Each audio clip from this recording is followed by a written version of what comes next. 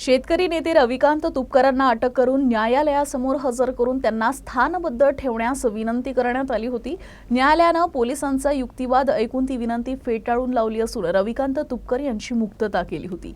त्या आदेशाविरोधात बुलढाणा पोलिसांनी सत्र न्यायालय बुलढाणा इथं पुनर्निरीक्षण अर्ज आणि पारित केलेल्या आदेशास आव्हानित केलं आहे। या संदर्भात गुरुवारी बुलढाणा न्यायालयात सुनावणी होणार असल्यानं न्यायालयाच्या निर्णयाकडे सर्वांचं लक्ष लागलंय। शेतकरी नेते रविकांत तुपकरांकडून वेळोवेळी होणाऱ्या आंदोलनामुळे प्रशासनाला होणारा त्रास, कायदा आणि सुव्यवस्थेचा प्रश्न आणि त्यांच्यावर आतापर्यंत दाखल असलेले 21 वेगवेगळे गुन्हे याचा लेखाजोखा तयार करून तुपकर हे सराईत गुन्हेगार असून त्यांचा गंभीर स्वरूपाच्या गुन्ह्यांमध्ये सक्रिय सहभाग असतो।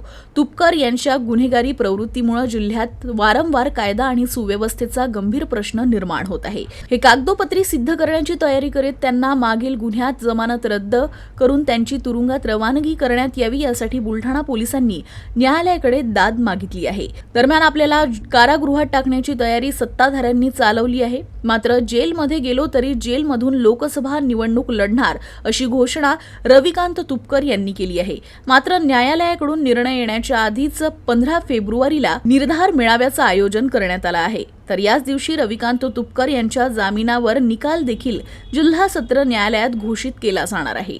असं आहे की जेव्हापासून आम्ही लोकसभा निवडणूक लढवण्याची घोषणा केलेली आहे, गावागावात शेतकऱ्यांचा, तरुणांचा, शहरी लोकांचा प्रचंड पाठिंबा आम्हाला मिळतो आहे। त्यामुळं जे एक्झिस्टिंग खासदार आहेत ते आणि काही विद्यमान नेत्यांच्या पायाखालची वाळू सरकलेली आहे। त्यांना वाटते की सगळ्या जनतेचा पाठिंबा यांच्या बाजूने चाललेला आहे आणि आमचं पारडं जड होत चालल्यामुळे त्यांच्या पायाखालची वाळू घसरलेली आहे। त्यामुळे त्यांनी पोलिसांच्या खांद्यावर बंदूक ठेवून असे कृत्य केलेले आहे। वास्तविक पाहता आमच्यावर जे काही गुन्हे दाखल आहेत, हे दाखल असलेले गुन्हे हे सत्याग्रहाचे, आंदोलनाचे आहेत। हे काही चोऱ्या, दरोडे, बलात्कार, आम्ही काही क्रिमिनल लोक नाही आहोत, लक्षात ठेवा। आणि या देशामध्ये न्याय मिळत नसेल तर सत्याग्रह करणं हा प्रत्येकाचा अधिकार आहे। बाबासाहेबांच्या संविधानाने प्रत्येकाला बोलण्याचं स्वातंत्र्य दिलेलं आहे, न्याय मागण्याचं स्वातंत्र्य दिलेलं आहे। त्यामुळं सोयाबीन कापूस उत्पादक शेतकऱ्यांसाठी भांडणं, कष्टकऱ्यांसाठी भांडणं, वंचितांसाठी भांडणं, हा जर गुन्हा असेल तर असे हजारो गुन्हे करायला आम्ही तयार आहोत। आज न्यायालयामध्ये मी दुपारी हजर होणार आहे। मान्य न्यायालयासमोर आमची बाजू आम्ही त्या ठिकाणी मांडणार आहोत। न्यायालय जो निर्णय घेईल तो आम्हाला मान्य राहील, त्याच्याबद्दल आमचं काही दुमत नाही।